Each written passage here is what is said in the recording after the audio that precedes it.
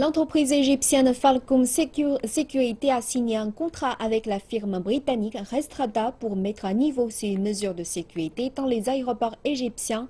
Ils envisagent de commencer par l'aéroport de Sharm el-Sheikh, d'où un avion russe avait décollé l'an dernier avant d'exploser. 3 crises aéronautiques en un an ont amené le gouvernement à adopter une attitude différente vis-à-vis de la sécurité aéronautique.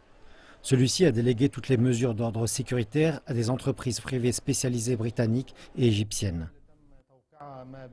L'accord que Falcon a signé avec la société d'exploitation des aéroports démontre aux autres parties que l'Égypte prend des mesures sérieuses pour sécuriser ses aéroports.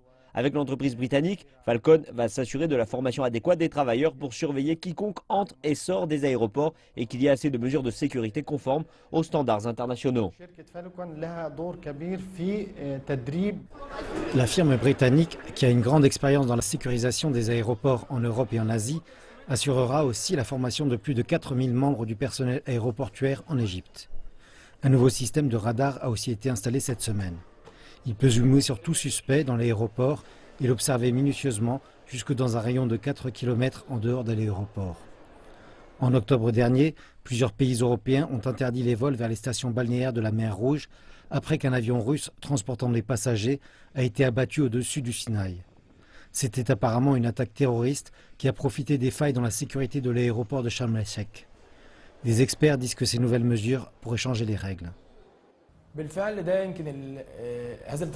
En effet, cet accord et ces développements sécuritaires sont positifs pour le tourisme. C'est ce qu'a dit le ministre de l'Aviation ainsi que l'ambassadeur britannique en Égypte, John Keyson.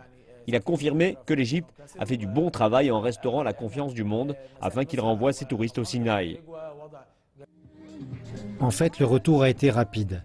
Les entreprises britanniques qui ont proscrit les stations balnéaires égyptiennes l'an dernier vendent à présent des billets d'avion pour Sharm el-Sheikh à partir d'octobre prochain.